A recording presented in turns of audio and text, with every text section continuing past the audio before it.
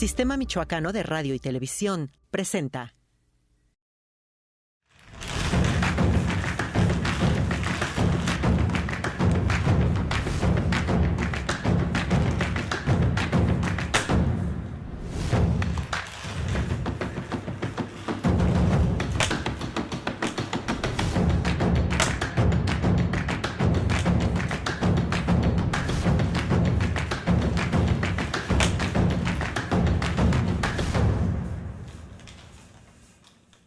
Hola, ¿qué tal? Hoy en Mula de 6, entrevista con Juan Carlos Barragán, diputado local de Morena.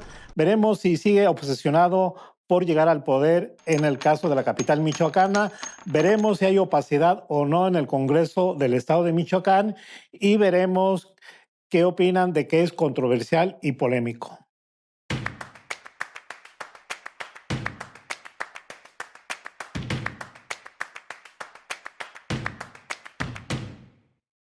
Chequé tus antecedentes políticos, trayectoria pública y política, pero quisiera que brevemente la resumieras. Bueno, Juan Carlos Barragán. Me la resumieras, pero no. Lo correcto es resumieras. Yo resumo mi vida pública y académica. Yo soy un universitario, un nicolaita, abogado egresado de la Facultad de Derecho y Ciencias Sociales, formado en las filas del liderazgo estudiantil y posteriormente formado en las filas del PRD. Y a partir de ahí comenzar una carrera y una trayectoria política, desde ser secretario de organización del comité municipal, secretario general del propio partido, ser regidor, ser diputado federal, ser funcionario público en la delegación Coyoacán, fui director general de desarrollo económico, fui secretario particular del jefe delegacional, fui integrante del Fondo Mixto de Promoción Turística de la Ciudad de México, después me reincorporo a Michoacán y soy director general del Instituto de Capacitación para el Trabajo en Michoacán, soy del ICADMI, soy director de Formación Inicial y Profesionalización Docente de la Secretaría de Educación, es decir, el director de las normales en Michoacán. Después de eso soy el director general del Telebachillerato Michoacán y después soy el secretario de Desarrollo Social en Michoacán y hoy pues soy diputado local de mayoría por el Distrito 16 y por Morena. Ha sido una figura pública muy controvertida, muy polémica, y esto inicia desde tus tiempos de nicolaita. Fuiste líder estudiantil o de un grupo, pero además se te criticó alguna vez en una elección en la Facultad de Derecho, que estuviste involucrado en un conflicto en la elección de director de la Facultad de Derecho. Lo primero, la cuestión estudiantil. Desde ahí viene lo polémico o lo que está siempre a la luz pública. Samuel, ¿qué te puedo decir? Yo fui la voz de muchos estudiantes o de cientos de estudiantes en una época de mi vida en la máxima casa de estudios, quienes luchábamos por tener mejores condiciones de educación, por tener apertura en los procesos democráticos al interior de la propia universidad. Y creo que muchos jóvenes siguen luchando por ello, pero muchos de aquel tiempo y aquel momento pues hoy nos hemos transformado y estamos ocupando espacios de poder, espacios de decisión, que finalmente era lo que buscábamos. Sí, fuimos rebeldes, fuimos criticados, pero siempre con un objetivo claro, el de formar mejores condiciones para nuestra máxima casa de estudios, que hubiese la posibilidad de un mejor ingreso, que la gente pudiera tener mejores condiciones cuando estuviera en el centro de estudios y que finalmente pudieran egresar y que pudieran tener una oportunidad de empleo y que no tuvieran que emigrar del estado de Michoacán. Esa era la lucha que nosotros pregonábamos en aquel momento. Sí, precisamente hablando de aquel periodo, se te llevó a catalogar hasta como porro. Son adjetivos que luego los propios medios o que las propias autoridades en aquel momento nos llegaron a colocar como para denostar nuestro trabajo o nuestro liderazgo. Pero yo te puedo decir que fuimos el grupo político, estudiantil más importante de aquel momento y muchos de estos cuadros políticos pues hoy ocupan espacios de poder. Yo digo que nosotros nunca fuimos o dependimos de alguien, siempre tomamos nuestras propias decisiones.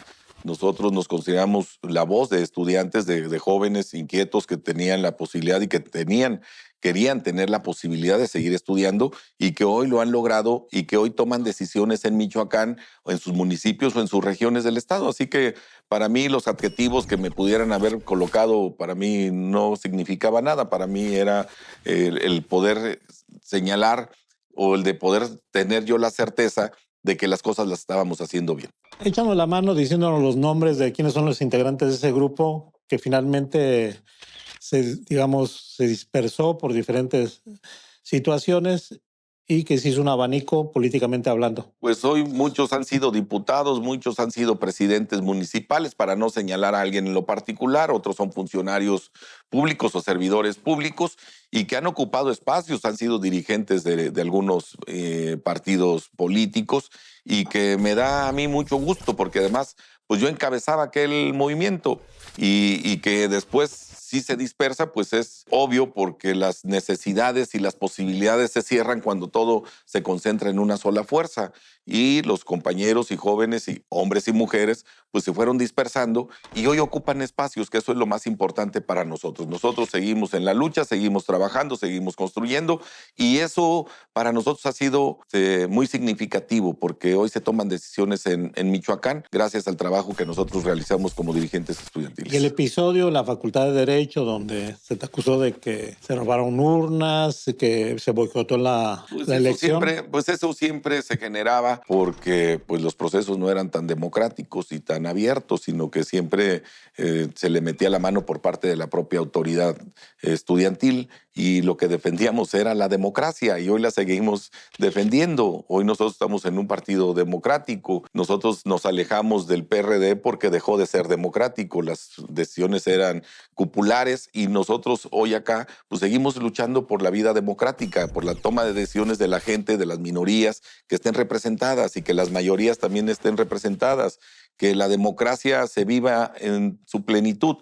Aquellos señalamientos pues era por lo mismo, el tener amarrado los procesos internos de la selección de los candidatos a directores, a consejeros técnicos, consejeros universitarios y que hoy, gracias a la lucha que logramos dar, hoy las cosas son distintas en la propia Universidad Michoacana de San Nicolás Hidalgo. Hay la impresión, la idea que tú perteneciste del ex senador, ex diputado, ex alcalde, ex líder de partido, Antonio Soto Sánchez, y que en un momento dado fue tu sombra y que luego te alejaste totalmente de él. Obviamente la política se hace en equipos. Fui parte del equipo del ex senador Antonio Soto Sánchez, al cual le tengo respeto y agradecimiento porque me dio la oportunidad de conocer, de crecer y de incorporarme a la vida política del partido al que yo pertenecía de manera plena y llena. Y lo único que tendré para él será agradecimiento siempre. Pero siempre llega el tiempo y el momento de poder tomar la ruta y tomar tu propio camino. Y en algún momento tomamos la decisión de separarnos del liderazgo de él y de nosotros encabezar un propio movimiento al interior del propio PRD y tomar nuestras propias decisiones. Fíjate que hay algo que llama la atención, tu formación política, teniendo en cuenta que vienes de una familia, digamos, priista. ¿Sí, es así? Mi madre fue priista por mucho tiempo, hasta que yo me metí a la política de izquierda, pues fue que dejó de ser priista. ¿Nunca fuiste priista? Nunca fui priista. Ni panista, gracias a Dios. Yo siempre he sido un joven de izquierda, siempre pretendiendo que los que menos tienen les vaya mejor. Y yo veía a mi madre metida en el PRI cuando era muy joven. Y entonces decía, pues es que mamá nunca va a lograr nada porque no es ni sobrina, ni hija, ni pariente, ni esposa, ni amante de alguien que está en el PRI o que encabeza el PRI. Digo, con todo respeto. Y nosotros lo que hicimos fue construir desde muy jóvenes. Nosotros hemos sido dirigentes desde que estábamos, yo seguramente en la secundaria, en la primaria, siempre el que repartía quién iba a jugar con quién a la hora de la cascarita, pues éramos nosotros, en la secundaria igual. Vamos a un corte y regresamos contigo, Juan Carlos Barragán.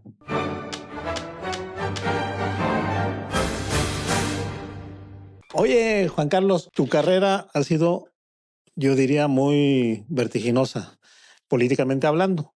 ¿Es así o es...?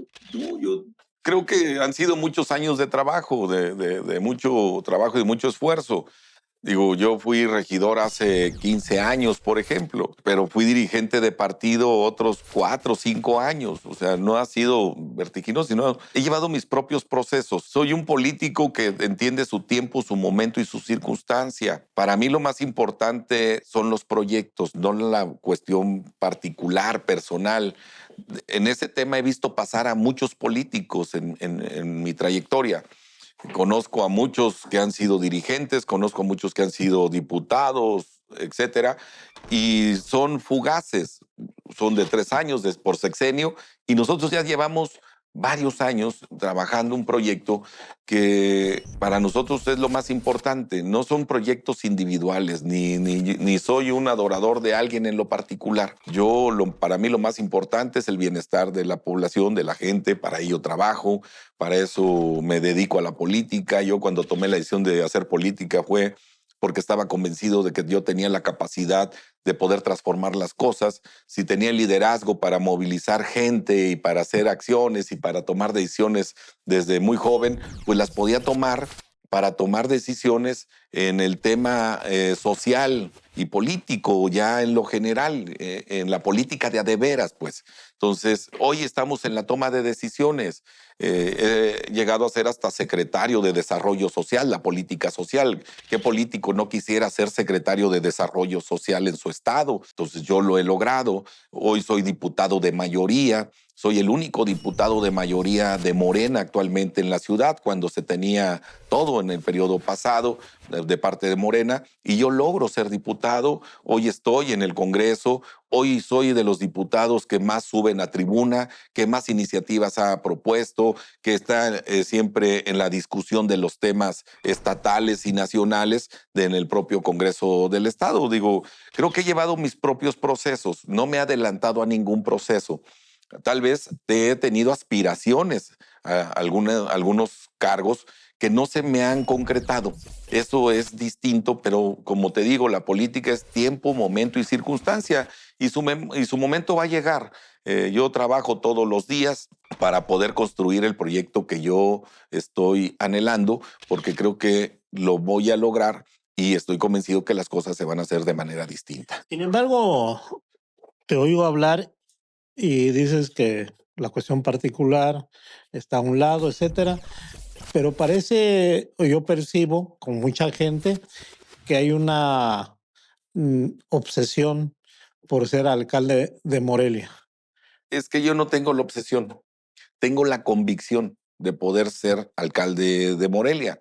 Yo no entré a la política porque quiera ser gobernador, o no entré a la política porque quería ser diputado. Digo, para mí eso era un tema secundario.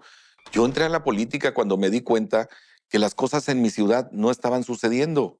Cuando la gente no tiene agua potable, no tiene drenaje, no tiene calles, no hay empleo, hay faltantes y carencias, o hay políticos que llegan y se enriquecen del propio poder político. Yo veía alcaldes que llegaban, eran alcaldes y no volvían a trabajar, y ahí se la llevaban.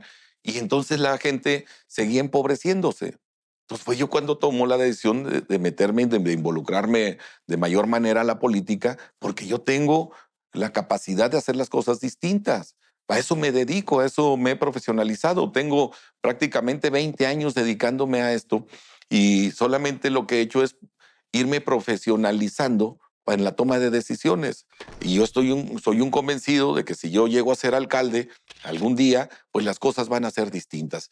La gente va a tener drenaje en sus comunidades, la gente va a tener agua potable en sus colonias, en sus unidades habitacionales. Vamos a generar riqueza donde se tiene que generar, no solamente riqueza con los que ya se tienen, porque hoy la riqueza solamente se les genera para unos y se les sigue empobreciendo a otros. Cuando llegan los procesos electorales, pues se les mandan las despensas porque les compran el hambre y la necesidad y la dignidad, y votan por ellos y siguen lucrando con el poder. Y en ese camino, tú hiciste una organización en Morelia que tuvo, yo diría, bastante cosas positivas, y la población, una gran parte, te lo agradecía y te lo reconocía. ¿Te acuerdas de la cuestión de los baches? Eran iniciativas. Pero lo dejaste Adopta un bache. No lo dejé trunco. Lo que pasa que también el tema de los baches es un tema de omisión y la omisión tiene que ver con la corrupción. Son obras mal ejecutadas. Cuando yo fui regidor, iniciamos con el tema, tú recordarás, con el tema del seguro de responsabilidad patrimonial que propusimos, el seguro contra baches, que fue 99% efectivo. Se le pagaban los daños patrimoniales a la gente por caer en un bache, y hoy no lo hay. Y después reiniciamos el tema con el adopta un bache. Querer y señalar el bache era exhibir al gobierno local, estatal, que estaba haciendo las obras mal. Es una obra mal ejecutada. Detrás de un bache hay omisión por parte de la autoridad y hay corrupción. Y entonces era el denunciar. Pero pues los baches no se van a acabar porque está lleno el gobierno local de obras donde hubo corrupción. Lo que tenemos que hacer es acabar con la corrupción. Por eso tenemos que transformar y darle un giro también a la postura política, porque si no me voy a dedicar toda la vida a señalar los baches. Y hay otros temas que también hay que señalar. Ahorita tenemos índices de inseguridad fatales. Acaba de haber una balacera en Villas de Oriente. Hace un par de días, 3 días, asesinaron a un exfuncionario público en uno de los fraccionamientos más exclusivos de nuestra ciudad, y prácticamente todos los días están asesinando a alguien en nuestra ciudad. Morelia se ha convertido en la ciudad más peligrosa, la tercera ciudad más peligrosa para el tema de las mujeres, en el tema del feminicidio, y eso solamente repercute en la estabilidad emocional y de su seguridad y tranquilidad de las familias que viven en nuestra ciudad. Hoy el 60% de la gente que vive en nuestra ciudad tiene al menos una carencia. El 13.5%, Samuel, tiene condición de pobreza extrema. Es decir, no tiene ninguna posibilidad de nada. Solamente el 40% de la población en nuestra ciudad tiene seguridad social. Por eso hay colonias irregulares.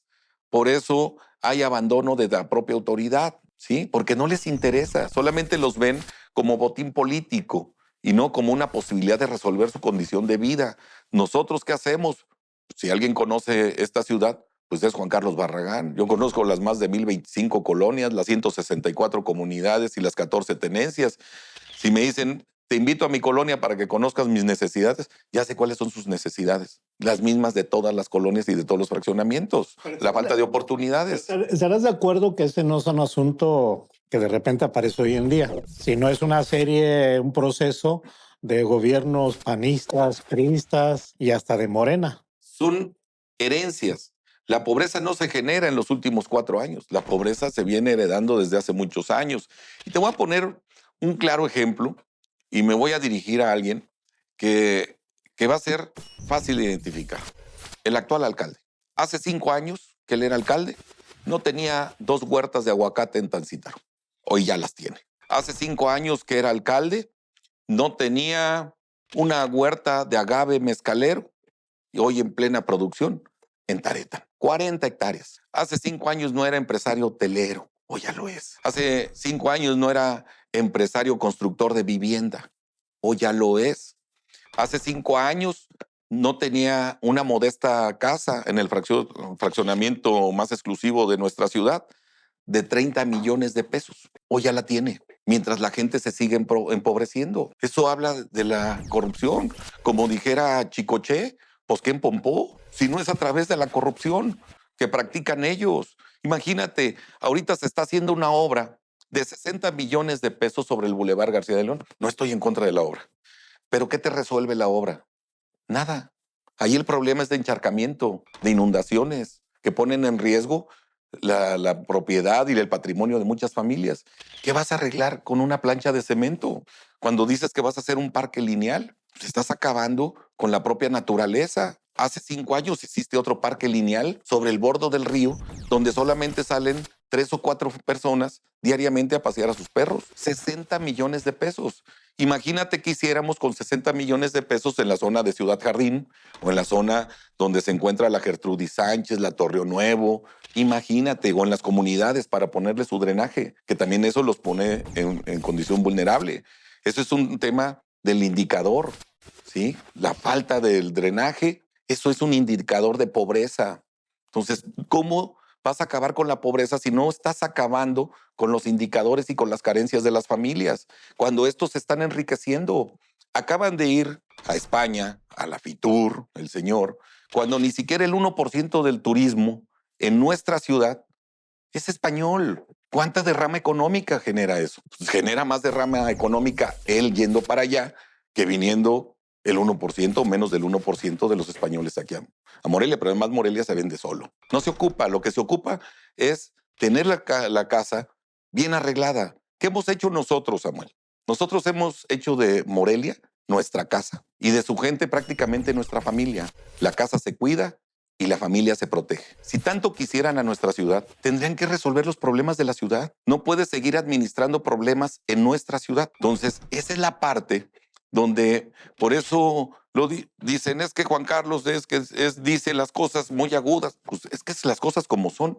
Conozco la condición de pobreza de las familias. Pero Morena ya tuvo su oportunidad, 3 años. Estoy hablando de Morena, yo estoy hablando de Juan Carlos Barragán. Por eso, yo no soy Raúl, ni soy Pedro, ni soy Juan. Yo soy Juan Carlos Barragán. Esa crítica tan aguda que haces de un gobierno, yo te dije, ¿cómo te vas a una crítica Martínez, de un gobierno? Yo te hablé de Alfonso de Martínez, no de un gobierno. Te hablé de una persona en lo particular que se ha enriquecido en base al poder.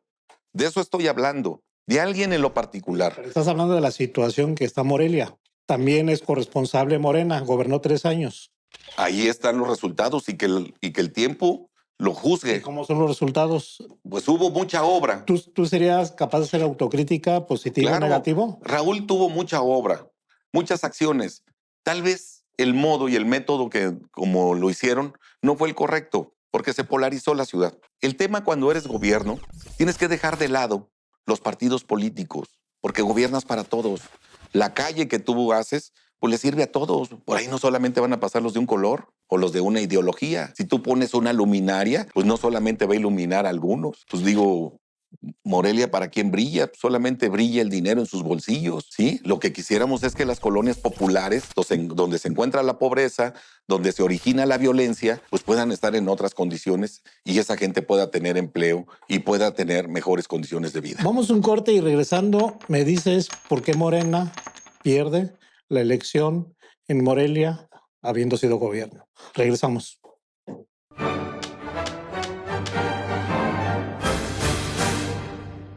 En caso de Morena, que fue gobierno 3 años con Raúl Morón y finalmente, digamos, entregó, por decirlo de alguna manera, el gobierno al que había sido alcalde antes, a Alfonso Martínez Alcázar. ¿Qué pasó ahí? Porque no sé, a ver, tú bien sabes que un buen gobierno le dan el voto de confianza y repite, ¿no? Casi en automático. Raúl no hizo un mal gobierno. Las decisiones políticas son muy importantes. ¿Qué pasó? Se tomaron decisiones equivocadas. Quien fue el candidato no debía haber sido el candidato a presidente municipal. Nosotros tratamos de ayudarle y no se dejó ayudar. Nosotros le acercamos grupos de poder, de sociales, organizaciones sociales para que lo ayudaran y no se dejó ayudar. Tú recordarás que yo decliné, yo ganando las encuestas en aquel momento, yo declino por Alfredo Ramírez Bedoya. ¿Quién debió haber sido el candidato a presidente municipal? Alfredo Ramírez Bedoya.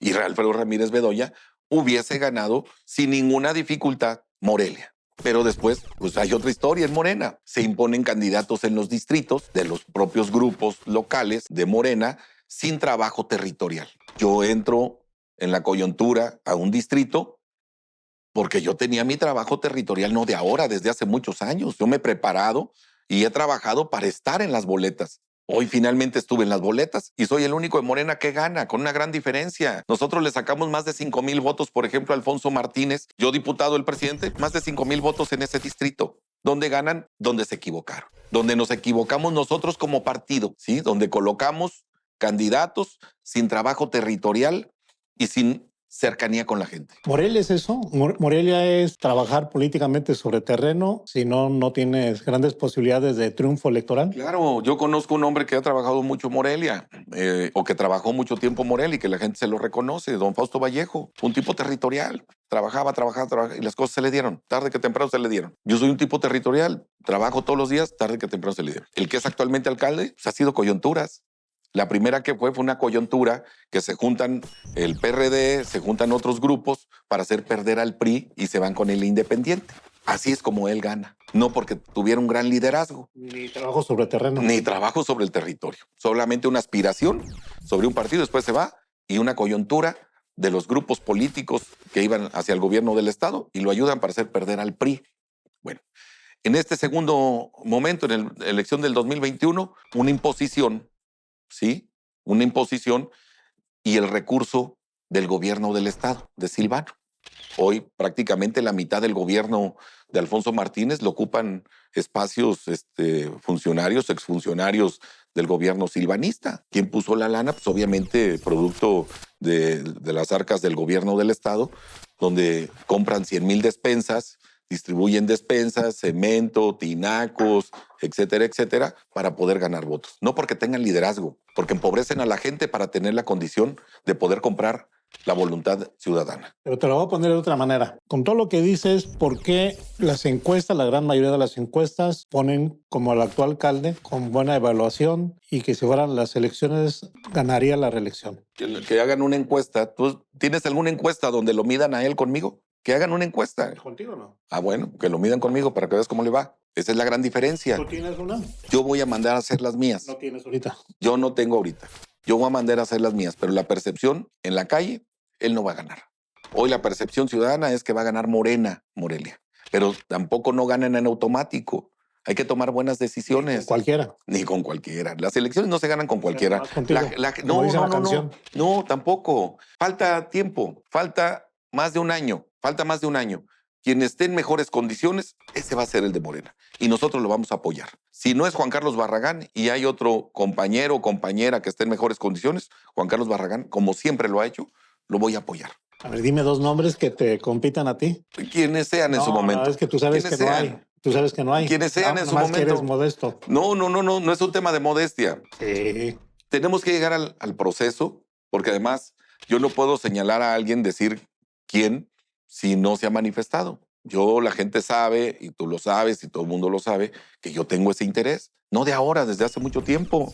Desde el 2015, que regresé de la Ciudad de México, que buscamos ser candidatos por PRD, ganamos las encuestas. En el 2018, en la alianza esta PAN-PRD, ganamos las encuestas. Una encuesta donde tú estés como aspirante, junto con el actual alcalde y otros, no evalúas negativos y positivos, ¿cómo quedarías? Pues a lo mejor tendré mis negativos, porque también tengo mi camino andado.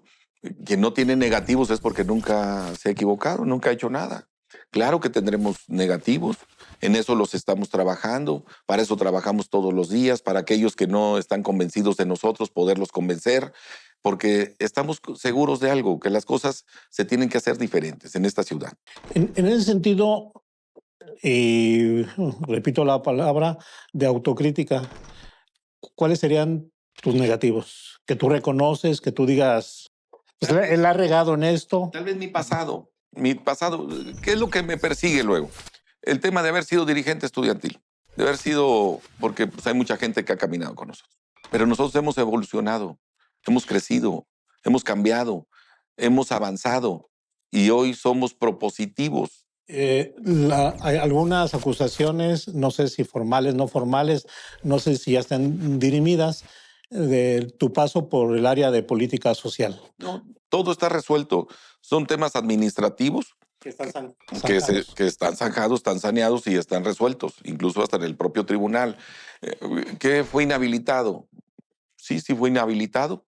Una decisión del propio contralor y del propio auditor en los tiempos cuando yo renuncié al PRD, y entiendo que fue parte de la molestia del propio exgobernador Silvano y que tomaron esa decisión, porque fue una decisión muy apresurada, que ya está resuelto, está a mi favor y lisa y llana. Vamos a un corte y regresamos contigo. Entramos en el tema ya del Congreso del Estado de Michoacán.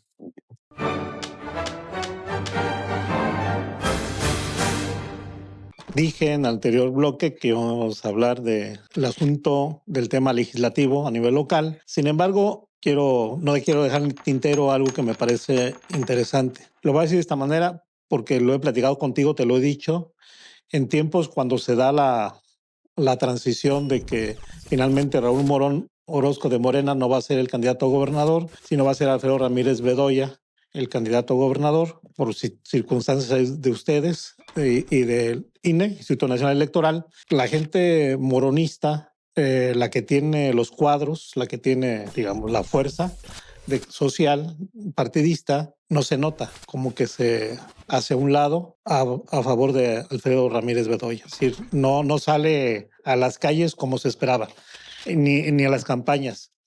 Yo recuerdo dos manifestaciones, dos mítines, entre ellos el cierre de campaña, donde tú finalmente llevabas más gente que ningún otro líder o figura política de Morena. Tú llevabas más gente que cualquier otro. Yo respeto mucho la forma de hacer política de todos los cuadros al interior de mi partido y de todos los partidos. Y cada quien sabe cómo se la juega. Nosotros nos la jugamos con Alfredo y nos la jugamos con Morena. Nosotros, cuando renunciamos al PRD, no renunciamos para venirnos a Morena. Renunciamos porque nos cansamos de las condiciones en las que estaba ya ese partido. Y después fuimos invitados al propio movimiento. Platicamos con Raúl, estuvimos apoyando a Cristóbal, apoyamos a Raúl finalmente. No se dan las cosas y ellos se molestan, pero ellos son culpables de sus propios errores. Alfredo fue el candidato, un candidato elegible, un candidato que no había nada que reclamarle, un candidato que fue honesto y que ha sido muy transparente en su conducción y que efectivamente el día del cierre de campaña también había ausencias, pero pues cada quien sabe cómo juega y nosotros nos la jugamos bien con todo. Como tú bien lo dices, movilizamos nuestras estructuras, no solamente al cierre o en el arranque o en el cierre de campaña y se dejaron notar, sino también el día de la jornada electoral. La diferencia fue muy poca. En ese proceso fueron prácticamente 14,000 votos de diferencia. Hay quienes luego, por sus intereses individuales y personales, ponen en riesgo los proyectos, porque ellos se creen únicos en el tema. Yo por eso te digo y te reitero, si yo no soy o no llego a ser candidato a presidente municipal en la próxima elección, yo voy a seguir apoyando y respaldando mi movimiento, el proyecto, porque yo sé que tarde que temprano las cosas se dan. Todo es de tiempos, momentos, circunstancias. Entonces, pues la circunstancia a Raúl no se le dio. El tiempo era su tiempo, su momento y su circunstancia, y no se le dieron, teniendo la candidatura. Y hoy ellos tomaron decisiones, hoy están tomando otras decisiones, hoy se están reincorporando, apoyando algunos cuadros nacionales para poderse acercar nuevamente al movimiento. Hay una figura pública que está dentro del gobierno de Michoacán, el actual, el presidido por Alfredo Ramírez Bedoya, que es el secretario de Finanzas, Luis Navarro, quien también pretende ser alcalde. Creo su abuelo fue, ¿estoy mal? El abuelo de Luis Navarro. Tengo ese dato. Fue un anterior y él quiere ser también alcalde. ¿Cómo lo ves tú? ¿Lo ves como un opositor? ¿Un juego sano? ¿Tiene posibilidades, no tiene posibilidades contigo? Digo, dentro de... Luis es compañero, somos amigos, no tan entrañables, somos amigos. Reconozco su trabajo, reconozco que ha venido ocupando espacios y que ha hecho una buena labor. Hoy es un buen secretario de Finanzas, no como nos tenían acostumbrados.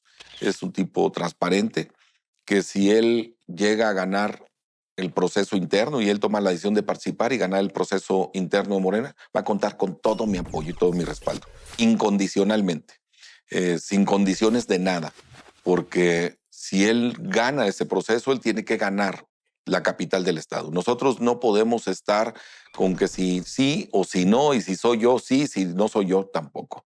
Solamente cuidemos el proceso, cuidémonos todos, no hablemos mal de nadie, todos estemos metidos en el trabajo, hagamos bien la tarea que nos corresponde. Hoy yo soy legislador, él es secretario de Finanzas y lo único que nos toca es caminar juntos, porque también el tema de acompañar al propio gobernador pues es tarea de todos, porque no solamente son tareas del gobernador, es tarea de todos a acompañarlo, hacer que las cosas salgan bien, porque si le va bien a Michoacán, nos va a ir bien a todos. Fíjate que tocas un punto donde me gustaría saber tu opinión sobre el gabinete de Alfredo Ramírez Bedoya. Luis Navarro sí está considerado interna y externamente como uno de los mejores secretarios que tiene el actual. ¿Podrías dar dos más? Gladys Butanda es una extraordinaria secretaria, de verdad que conoce del tema y atiende su tema, no se distrae. Carolina Rangel es una buena funcionaria. Tuvimos la oportunidad de trabajar juntos, yo como presidente de la Comisión de Desarrollo Social, ella como secretaria del Bienestar. Pero se da su relevo. Se da su relevo y espero que pronto se aclimate en la nueva secretaria, porque es una buena persona, una buena mujer y además muy trabajadora y muy inteligente. ¿Qué otro funcionario? Pues ha habido muchos relevos. Hay dos que permanecen y en su momento se llegó a hablar de que iban a ser el secretario de Seguridad y el secretario, lo que se conocía como Desarrollo Rural Agroalimentario. Te puedo hablar de otro secretario, Carlos Torres Piña, político de tiempo completo, le sabe a su tarea, a su tema, y creo que las cosas le han salido bien. Entonces, ahí me quedaría. ¿Y los otros dos nada? ¿Sin comentarios? Porque, a ver, el de desarrollo rural no es del movimiento, él es un aliado. ¿Quién era un buen secretario? Alfredo Anaya, que por razones personales en desarrollo económico. En desarrollo económico, un buen funcionario, lo poquito que alcanzó a desarrollar, tenía movilidad, es una lástima que se haya retirado. Y bueno, pues todos tienen lo suyo, todos y cada uno de los compañeros tienen lo suyo. El tema, creo que hace falta meterle, ¿qué nos hace? ¿Por qué se siente un poquito más el tema de la seguridad pública? Porque es algo que nos está afectando a todos ante la falta de coordinación. Otro ejemplo, el gobierno municipal de Morelia no tiene coordinación con el Estado. Pues por eso estamos como estamos. Le toca a la seguridad pública del Estado estar atendiendo las tenencias de la ciudad. Y eso ahí están. Y los números que ellos tienen, pues no son los que dicen. Es muy mentiroso el actual comisionado aquí en la ciudad, que solamente se dedica a estar en las redes y no atendiendo el tema principal. Hoy tienen más seguridad ellos que los propios ciudadanos. Y bueno, vamos a un corte y en el siguiente pues ya no queda más que ver el tema del Congreso del Estado de Michoacán, porque es muy interesante. También. Apasional, diría yo. No pasional, ¿eh?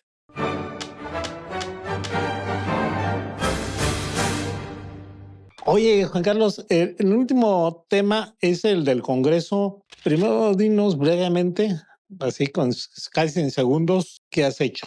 Hemos presentado ya a la fecha 108 iniciativas al Pleno del Congreso del Estado.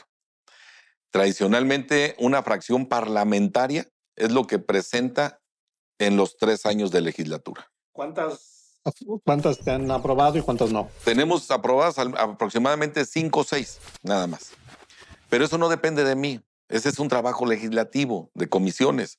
Yo lo que estoy urgiendo y lo que hemos señalado es que ya las comisiones se pongan a trabajar. No solamente hay que ir a levantar la mano, sino también hay que arrastrar el lápiz y dictaminar.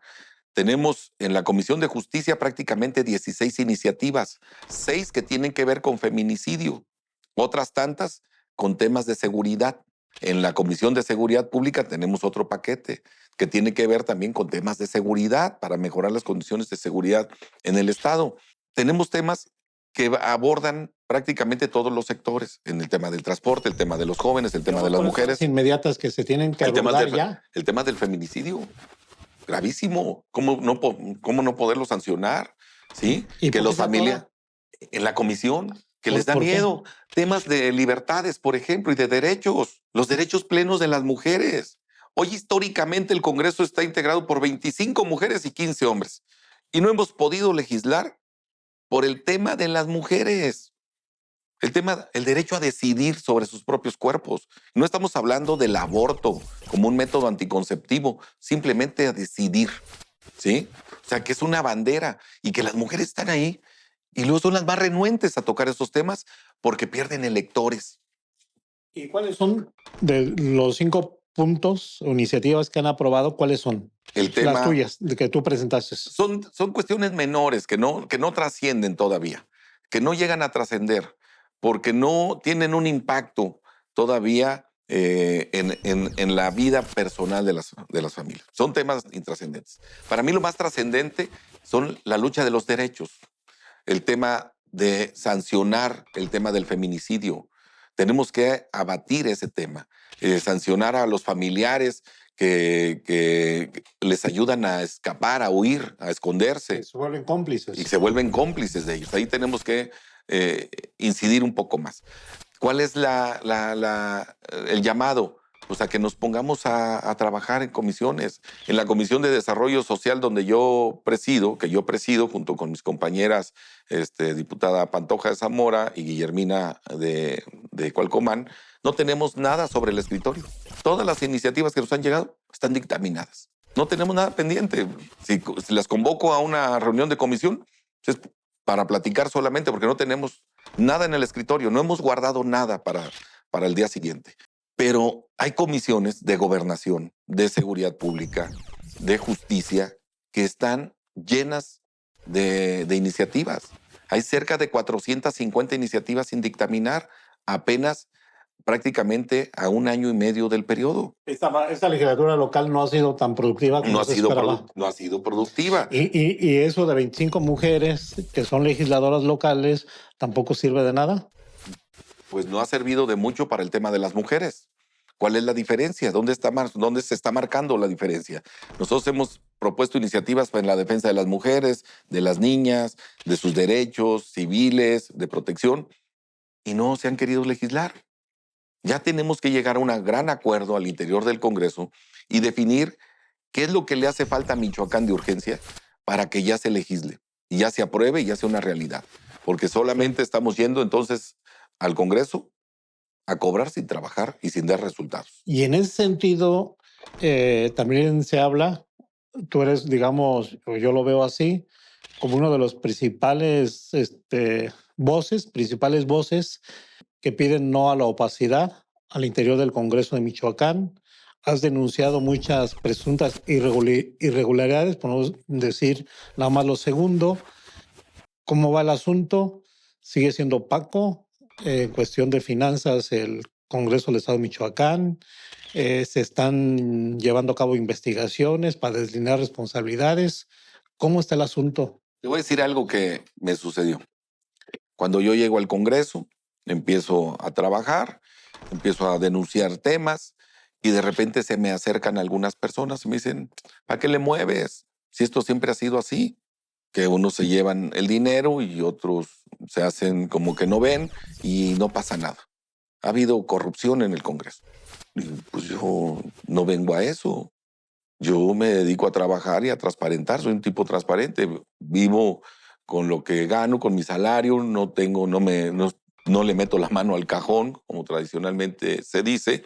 Y hoy resulta que las cosas seguían igual. Hoy denunciamos compras excesivas en el propio Congreso.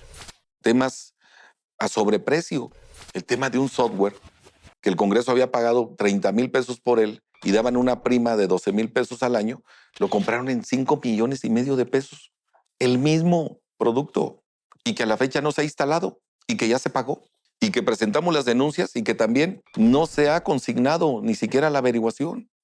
Ni siquiera han terminado de hacer las averiguaciones, las indagatorias por el tema de corrupción, ¿sí? De colusión de funcionarios públicos, ¿sí? Hay ahí cohecho entre ellos. Es lamentable que después de tantos años y acusaciones, pues no se tomen cartas en el asunto y que las cosas sigan igual como siempre. Que salgan diputados ricos porque ahí hay dinero de sobra y ellos se lo llevan. Porque no hay quien se pueda meter con los diputados. No, somos igual que todos, ¿sí? Somos igual que todos, estamos expuestos al escrutinio público y también tenemos que respetar la ley en el estado de Michoacán. Y ese es el llamado que nosotros les hemos hecho a nuestros compañeros diputados y diputadas, porque el dinero luego los corrompe. Y lo que tenemos que hacer es privilegiar los intereses de la población. Hoy resulta que hay diputados que defienden a los gobiernos y no defienden a los ciudadanos, aprobando más impuestos para los ciudadanos.